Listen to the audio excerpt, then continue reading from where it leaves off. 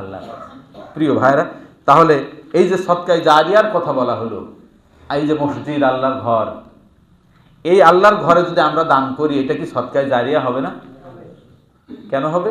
আজকে যিনি এই মসজিদে আমরা আছি, এই মসজিদের ভিত্তিপ্রস্তর স্থাপন যিনি করেছিলেন, সেদিন হয়তো ইটের অস্তিত্ব ছিল না, হয়তো মাটির কোন রকম একটা খুপড়ি ঘর দিয়ে আল্লাহর এই ঘরের কার্যক্রম শুরু হয়েছিল। কথা ঠিক কিনা ভাই?